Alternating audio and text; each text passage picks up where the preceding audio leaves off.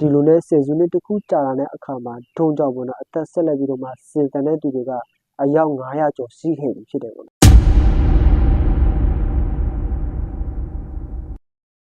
အားလုံးမင်္ဂလာပါဒီနေ့ပြပြမယ့်အကြောင်းအရာလေးကတော့လူပေါင်းအယောက်900ကျော်ရဲ့အသက်ကိုပေါ့နော်ကယ်ဆယ်ခဲ့တဲ့ဒီ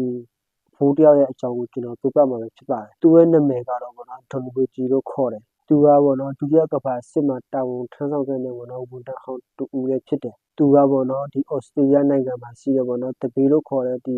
တောင်ပေါ်ကမ်းခြေဒေသတစ်ခုမှာပေါ့နော်သူကနေထိုင်သူနေတဲ့နေရာပေါ့နော်တောင်စိုးရအောက်မှာပင်လယ်ကြီးရဲ့ရှိတဲ့အတွက်ကြောင့်ပေါ့နော်အဲ့ဒီတောင်ပေါ်ကနေပြီးတော့မှအောက်ကိုခုန်ချပြီးတော့မှကိုအသက်အလာတည်ခံတဲ့သူတွေနှစ်တိုင်းမှာရှိတယ်ပေါ့နော်ဒါပေမဲ့ဒုံဒီနေရာကိုပြောင်းလာတဲ့နောက်ပိုင်းမှာပေါ့နော်ကိုအစိုးစီနေတဲ့သူတွေရဲ့နှုံးကပေါ့နော်တကယ်ကိုပေါ့နော်တိတိတတ်တာကိုညှော့နေလာတာကိုတွေ့ရတယ်အဲ့ဒီနေရာမှာပေါ့နော်တရရောက်ကပေါ့နော်ဒီစိတ်သက်ကြတဲ့ပုံစံနဲ့ပေါ့ညီတီညီမိုင်နဲ့လာတဲ့ပုံစံနဲ့ပေါ့နော်အဲ့လိုမျိုးပုံစံကိုသူတွေ့တဲ့အခါမှာသူကပေါ့နော်သိတယ်ပေါ့နော်ဒါသူ့ကိုသူတက်တည်မဲ့ပုံစံဖြစ်တဲ့အတွက်ကြောင့်သူကတွားပြီးတော့မှအဲ့ဒီလူနဲ့တူစကားသာပြောလဲလားငါတို့များတူပေါ့နော်လက်ဖက်ရည်ဆိုင်မှာတခုခုတော့လက်ဖက်ရည်ပါ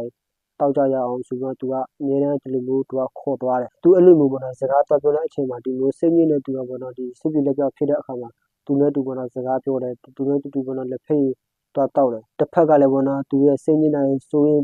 ပူပန်တဲ့အရာတွေပေါ့နော်ဒီသူ့ကိုပေါ့နော်ရေဖွင့်တယ်သူကလည်းတကြလေးကိုနားထောင်ပြီးတော့မှသူ့ကိုပြန်ပြီးတော့မှ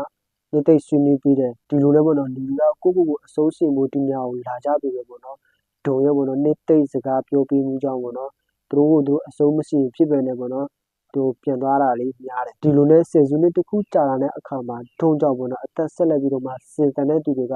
အယောက်900ကျော်ရှိခဲ့ပြီဖြစ်တယ်ပေါ့2009ခုနှစ်မှာပေါ့နော်ဩစတြေးလျအစိုးရကဒုံကိုပေါ့နော်ဂိုလူဆောင်စုစည်းချင်းမြင်ခဲ့တယ်အဲ့ဒီဒေတာတဝက်မှာလည်းပေါ့နော်ဒုံကပေါ့နော်တပည့်ရဲ့နှစ်သားတစ်ပါးလို့ပေါ့နော်သူကနာမည်ကြီးသွားခဲ့တယ်အစအဆုံးတော့ပြီးတော့အားလုံးကိုကျေးဇူးတင်ပါတယ်နောက်လာမယ့်ဗီဒီယိုတွေမှာပြန်လည်ဆုံတွေ့နိုင်ဖို့ channel လေးလည်း like subscribe လုပ်ချပေးကူကြပါအားလုံးကျေးဇူးတင်ပါတယ်ခင်ဗျာ